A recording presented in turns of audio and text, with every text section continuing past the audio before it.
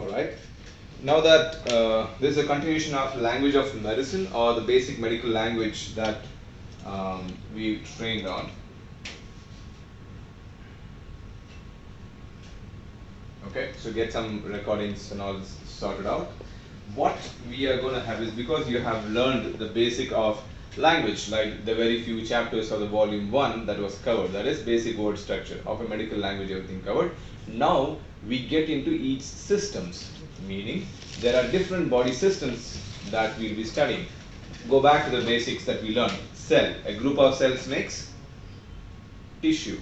A group of tissue will make into an organ. A group of organ will make into Body. systems. Systems. A group of systems into body. Now systems is what we're going to study. Alright. The idea, first one, we are picking up cardiovascular system. What's that? Cardiovascular system is what we're going to do. The word itself says cardiovascular system, meaning we are not going to study only about the heart. It's also circulatory system, meaning how the blood moves around in our body, what happens, everything is one. The other chapters will have us a respiratory system. That is the next chapter that we're going to study. Then you have is digestive system, urinary, all like that. Each chapter we're going to study separately. Now, moving on. Cardiovascular system, first you're going to read about in every chapter will be is the anatomy, and if at all if there is a physiology and any other structure that is there, we're going to read in depth, little bit more as in a high level only we're going to study. Again, this is a high level information only, alright, depth not required currently. Then what all pathologies that can happen, means diseases that happen, and moderate little bit of a treatment, and if at all if there is any investigations, we'll be discussing about it. Alright. Now coming back. Cardiovascular systems consist of what all? As I told, blood. Blood is a connective tissue which is in our body. Alright. Then vessels that carry the blood, and a hollow or a muscular pump that is known as your heart, that transports food, that is the oxygen, to all organs or the cells of the body. The primary requirement for any cell is what? Oxygen. How is it got? Through RBC, which carries, but how will it go?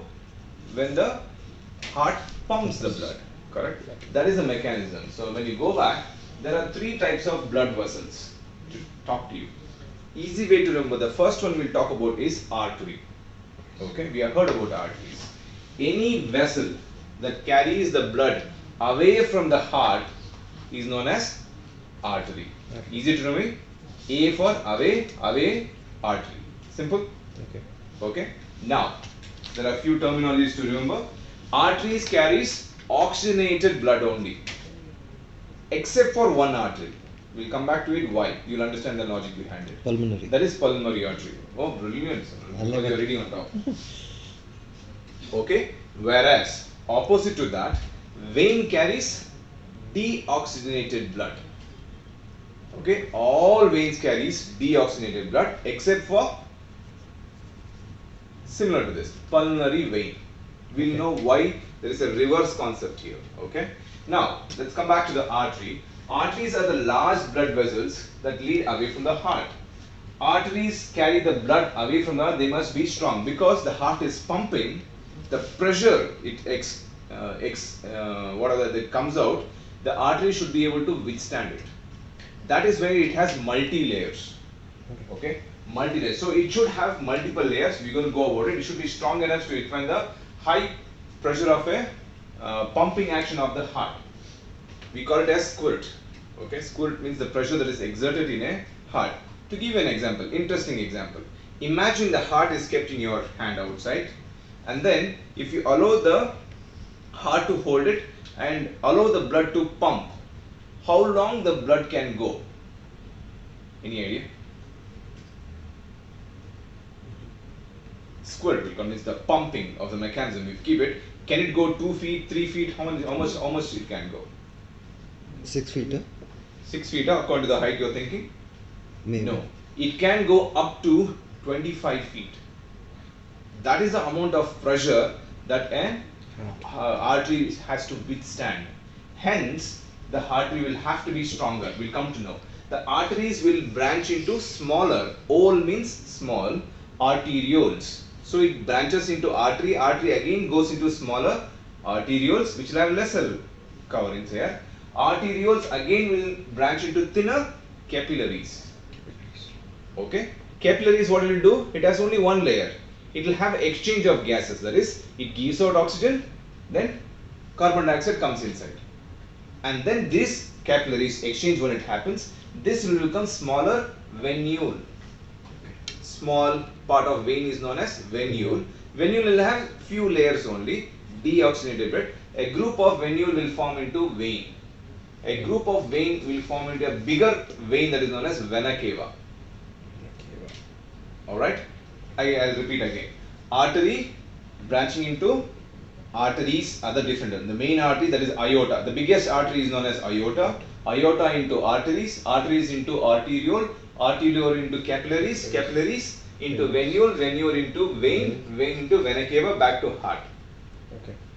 You got it? So I'm telling. So let's say deoxygenated blood starts from venule and it becomes vein, vein to vena cava. From vena cava it goes to heart. From heart, that is the right side of your heart, it goes into your lungs.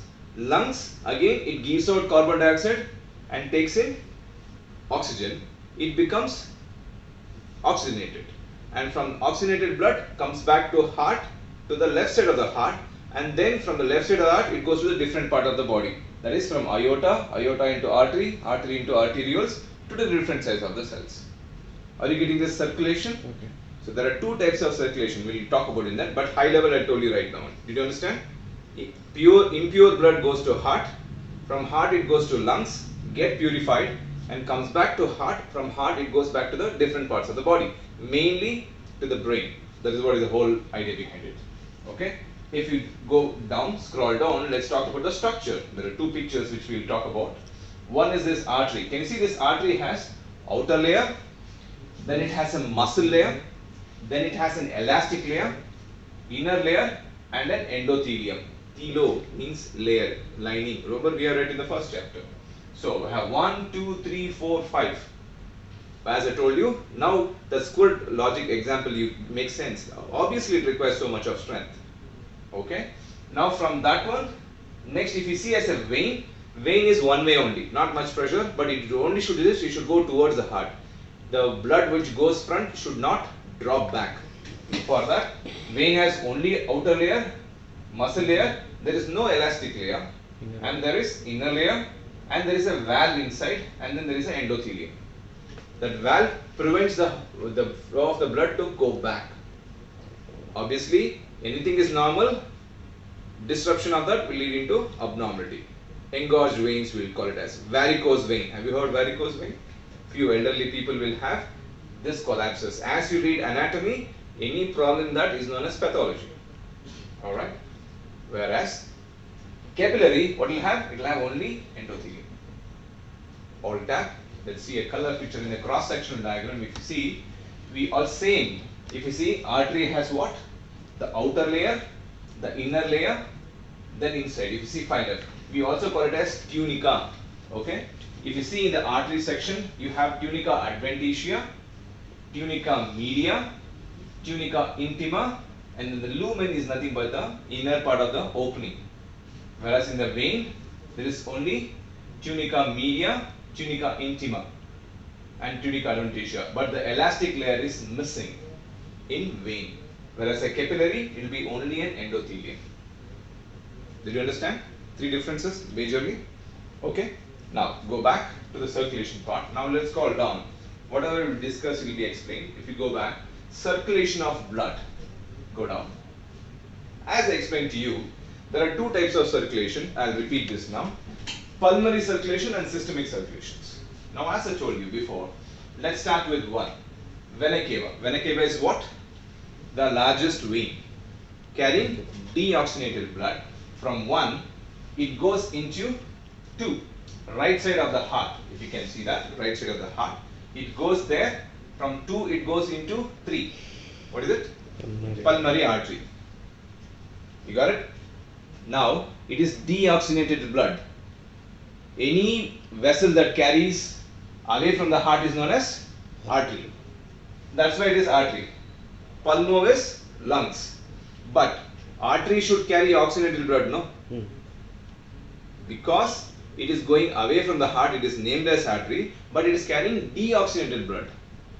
That is an exception. So all arteries carry oxygenated blood except pulmonary artery because it is carrying deoxygenated blood. You understood till now with me? Yeah. Correct? So the pulmonary artery has two different branches, right side and left side. Artery becomes arteriole to lung capillaries. So deoxygenated blood goes, you breathe in, breathe out, it becomes oxygenated. Okay, the capillaries again will become venule, venule to vein. Now, what vein? Because it is coming from lungs, pulmo means lungs. That's why the name. Pulmonary vein carries deoxygenated blood, right? Every vein carries deoxygenated except pulmonary vein. Though it is a vein, it is carrying oxygenated blood. Why? Because that is going towards the heart. It comes back to left side of the heart. Okay, oxygenated blood comes back from the heart. It goes to aorta 7, aorta to arteries, arteries to arteriole, arteriole to tissue capillaries. That is, blood loses oxygen to cells. That is, food is given out. Blood picks up the carbon dioxide, becomes venule. Number 12, that is veins into vena cava. You understand? The circulation that happens between the heart and the lungs is known as pulmonary circulation. The circulation that happens between tissues and the heart, only between the tissues and the heart, is known as systemic circulation. Did you understand this? The high level? It's a very simple concept. The number is being given here, very easily understood also. It can be taken into this and you can understand this. Alt tab, let's revise one more. Scroll up. The other pictorial up. Scroll up. Enough. Now scroll down. A little bit more down. Yeah, here. Okay, vena cava, right atrium. This picture is going to come back when we do the anatomy inside the heart. Okay, are we clear? Circulation is understood. Yeah. So in your books, you can read through. It is understood. The pictures are most important because if you go through a picture, you can revise the entire section in that topic. Alt tab. Same section. That's why I explained this. If you read the entire article, entire book, it is about the same. Are we clear? What are the two types of circulation? Pulmonary and systemic. Alright, scroll down. Now, we're going a little bit up. Same thing, we'll talk about a little bit about the pulse. Now, as the heart pumps the pressure into the aorta and different parts of it, the pressure is felt. And we check the pressure from that is what is felt as a pulse for you in your arteries. Where and all it is felt? First, aorta, when it goes, arch of aorta, it goes into ascending aorta and then it goes into different. Can you see in this the brachial artery? So I'll talk about different pulses which they take. And that is next to your brachial means next to your hand you're talking about. There we feel the pulse. Then radial artery, second pulse. Axillary also it can be felt.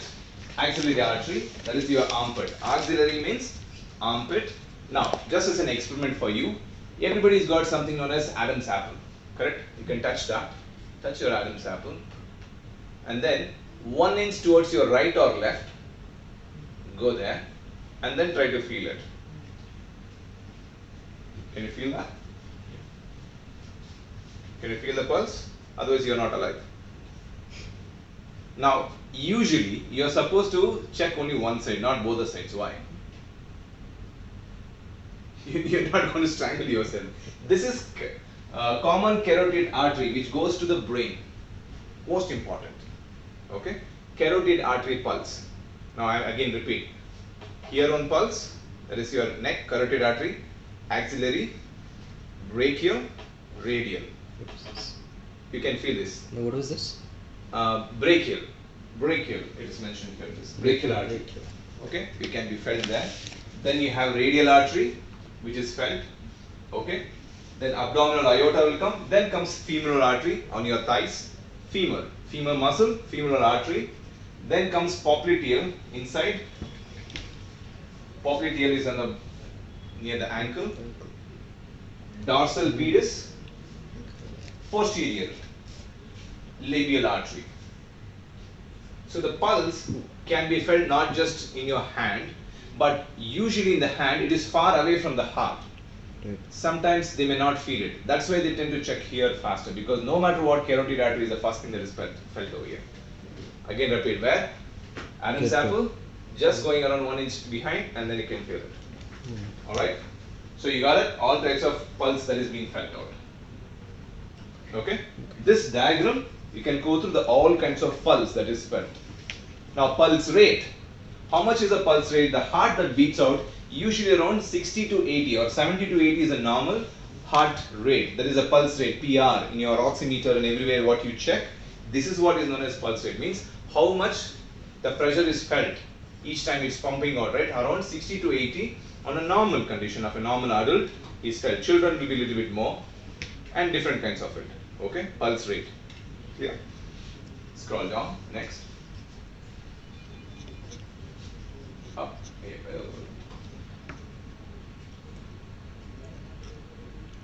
Down. Next. Yeah. Okay. Little bit more structure. What it has, little bit scroll down. Go with that. That's it. Same diagram, try to go in that. Let's try to see a color picture if it is there.